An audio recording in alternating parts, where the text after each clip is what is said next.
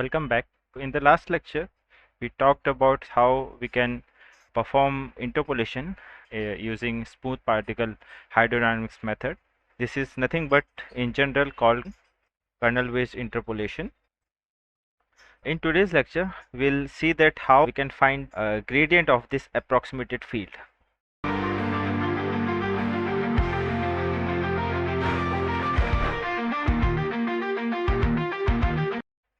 Since this is a scalar, the gradient will propagate to the function, which is the function of the variable. Variable is xi here. The summation is over j. Therefore, if our kernel is e to power minus x squared, then the gradient of that is going to be negative 2x e to power minus x squared.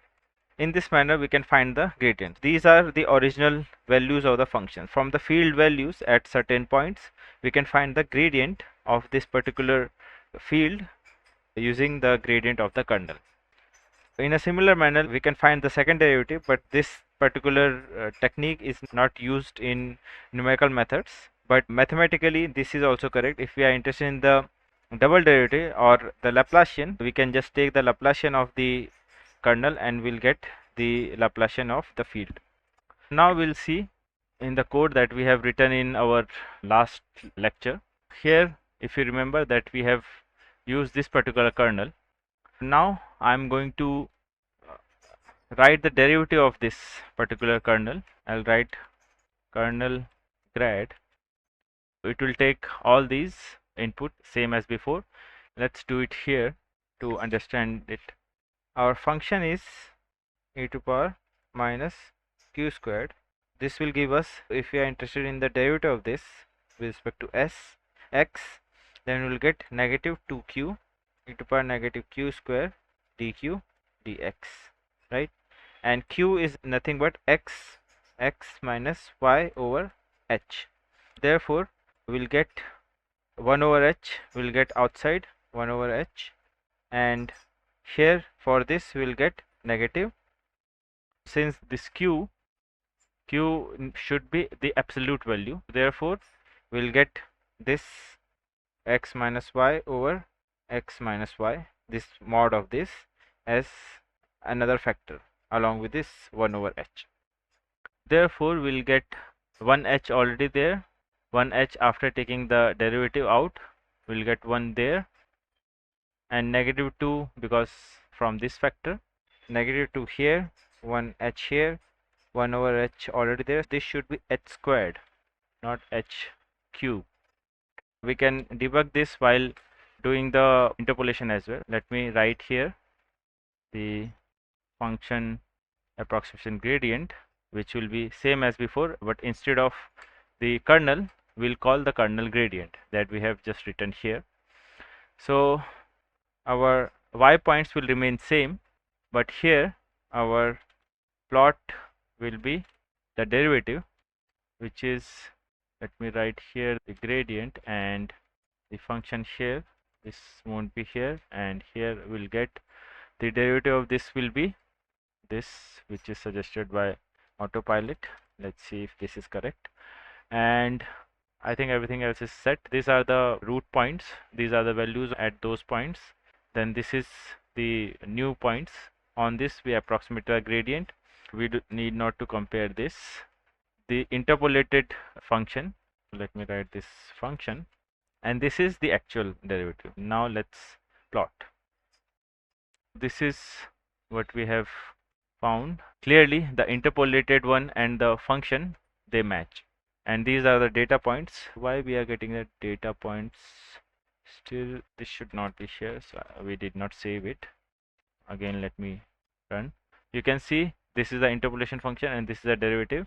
Clearly, due to the lack of support at the boundary, we have large error, but here within the domain we can see that the interpolation is very close. Now we have seen that how we can find the gradient of a function. Now we'll take one more step forward and we'll try to simulate a very famous problem in compressible flow, which is the shock tube problem. So in the shock tube problem, we have this kind of a domain where there is a diaphragm at t equal to 0, at x equal to 0 position. By the way, for this our x equal to 0 position is this, and this is x is equal to L by 2, and this is x is equal to L. At the middle we have a diaphragm at t equal to 0. In a real experiment, the pressure values for first half are 1 comma 1 comma 2.5. These are rho, p and e. Then here on the right side we have these values as 0.25, 0.1795 and 1.795. Since all these variables are something like this, there is some value, and then after a diaphragm there is another value. This creates a step change. The step change is there for density, for pressure, for energy, but for velocity it's all constant. At t equal to 0, u is equal to 0 for all the particles. Now we will see that how we can simulate this particular problem and how the shock propagates. This is governed by Euler's equations. The Euler equation in the conservative form is given by d rho by dt is equal to negative rho divergence of velocity du by dt is equal to the gradient of pressure by rho plus g.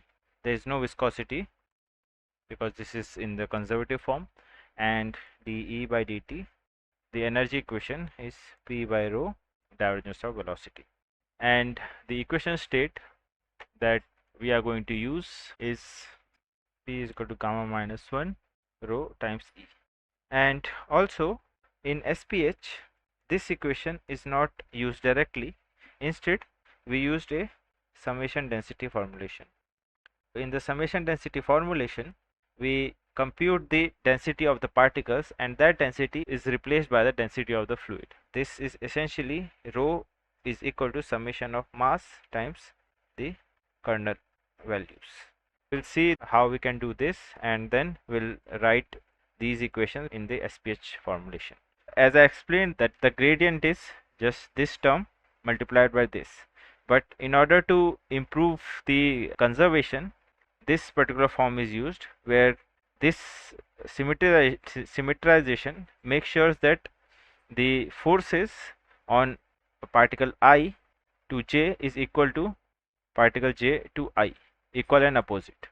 This is symmetric, as you may have seen that this is symmetric. The value of the kernel gradient is 0 at the center, and it's negative on one side and positive on the other side. Therefore, if a particle is here, another particle is here, the kernel value is going to be equal and opposite.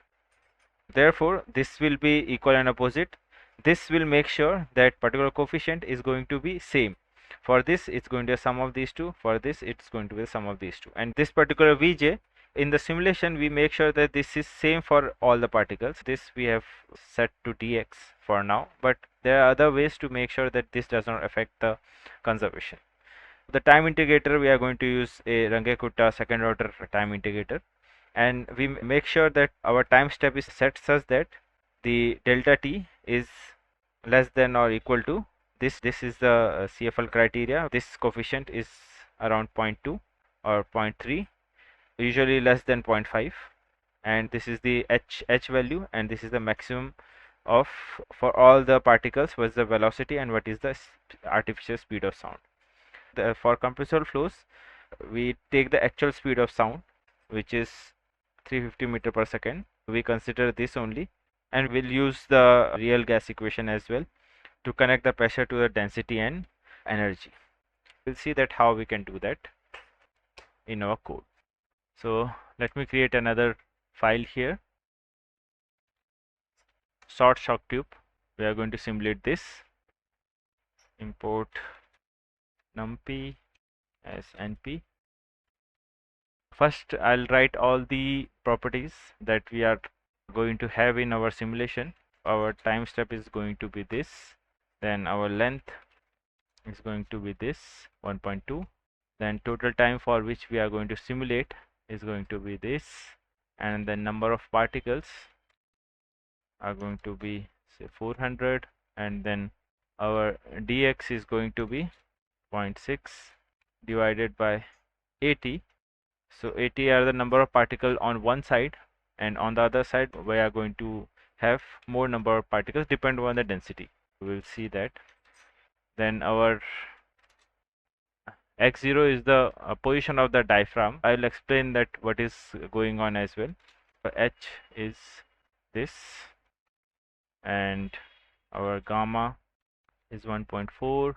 Then mass is going to be 1875, and alpha pi. These are the initial values that we are going to consider, and we have to construct a set of point. Unlike before, we had xy coordinates and the y coordinate was the field value, but here we are going to have x value and a lot of y values, for example density, velocity, pressure and energy. Therefore we have to keep them in sync. We'll create a class named particle, and we'll use these as described here. So energy, mass, h, c, rho and e. So some of them we don't need. For example, we need x rho.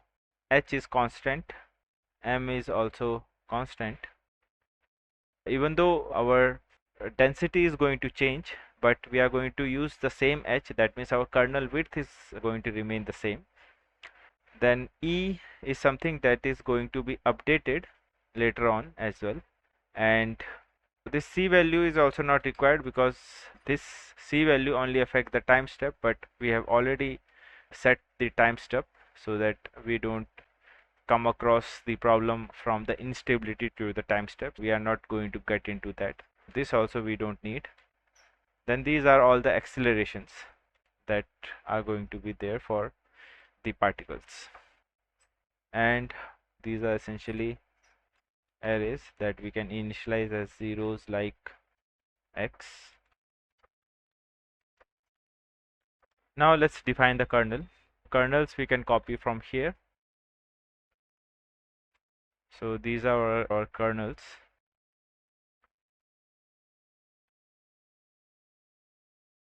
Now let's initialize these particles. Actually we cannot have this as arrays for now.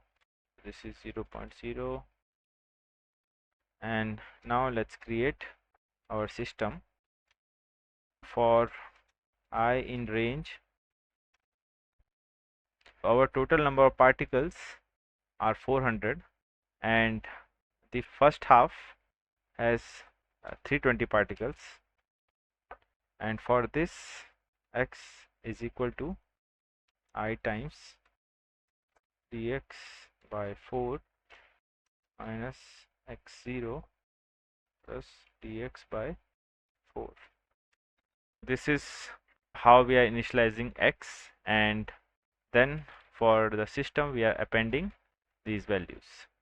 We are passing x value 1, 1 and u is 0. From this e will initialize as 1 over, this is gamma is 1.4, 0.4 times 1, 1 over 0.4, which is going to be 1 over 0.4 is going to be 2.5. This is something which we have here. This looks fine. Then for the rest of the particles, from 320 to the number of particles, we'll have this, which is I minus 320 times dx plus 0.5 times dx. Here we have taken dx by 4 because the left hand side has higher density compared to the right hand side, so therefore the particle should be closer. Here it has the original dx that we have written here. Now you can write system.append. The density is 0.25.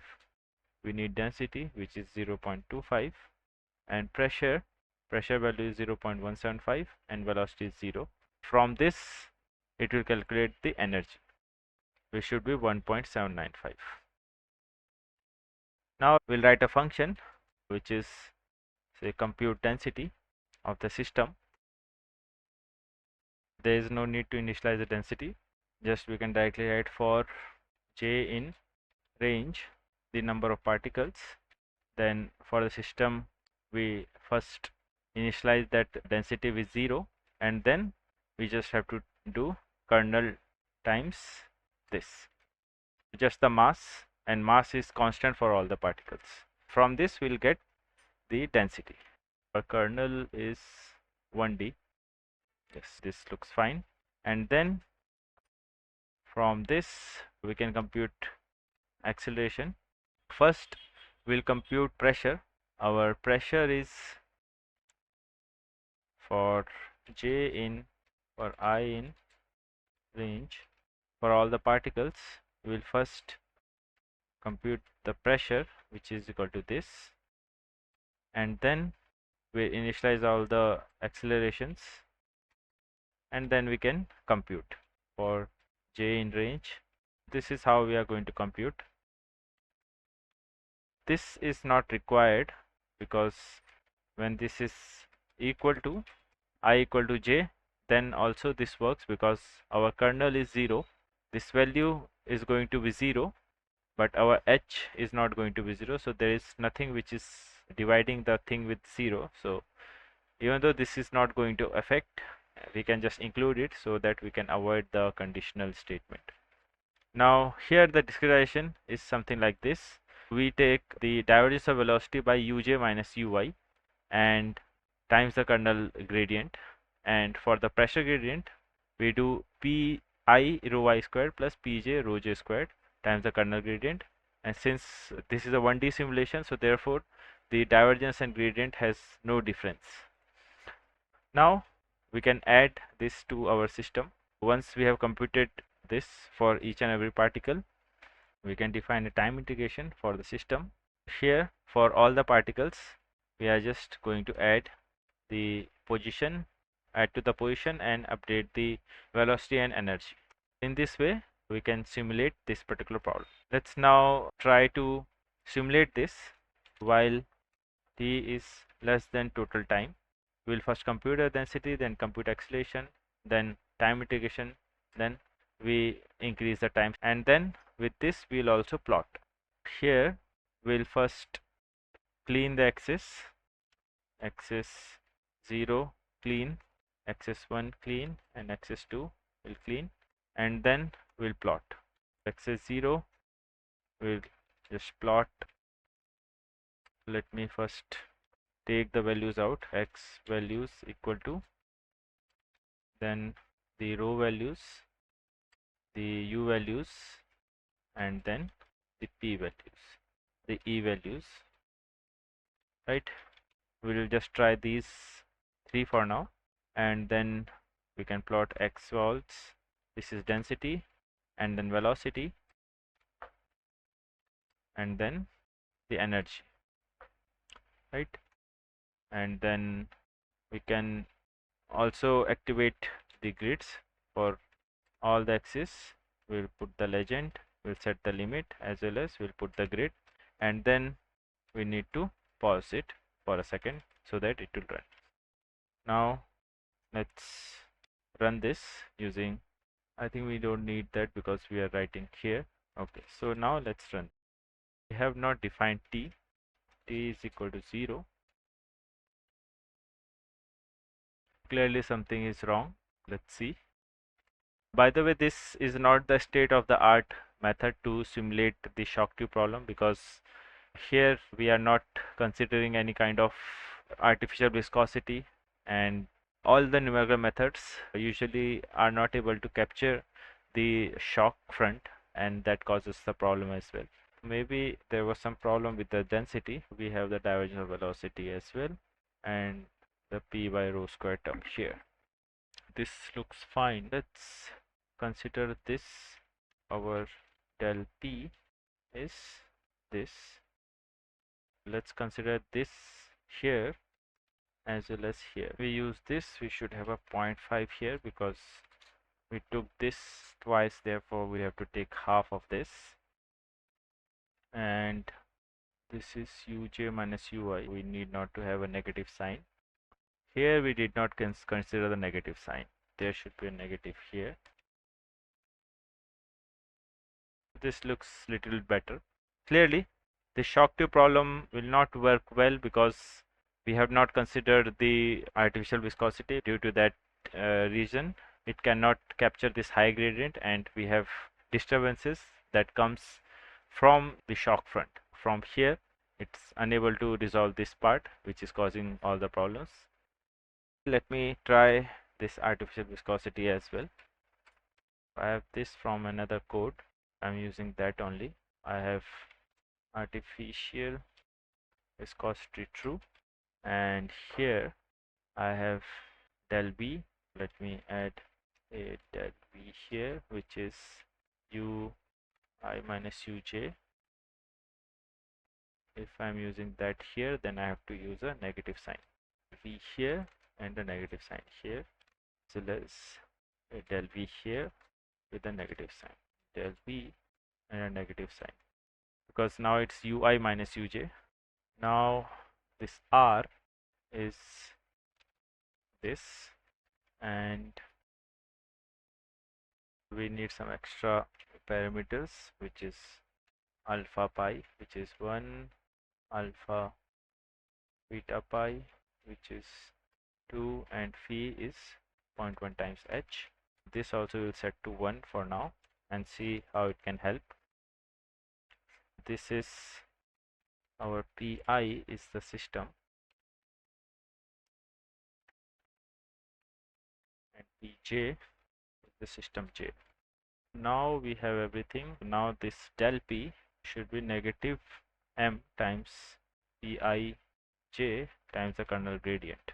This should be our artificial viscosity, and this is a condition which makes sure that this artificial viscosity is applied to particles which are coming closer.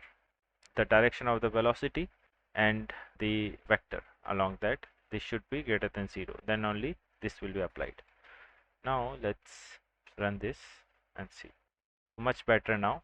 You can see that how artificial viscosity can help, but again we have to calibrate, and you can see the actual values of this in the research papers.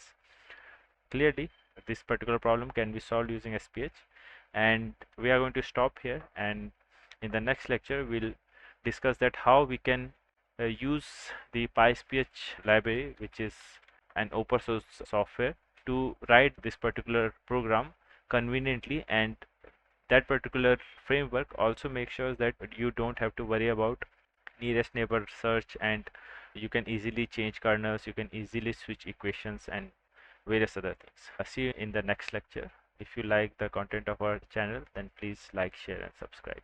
Thank you.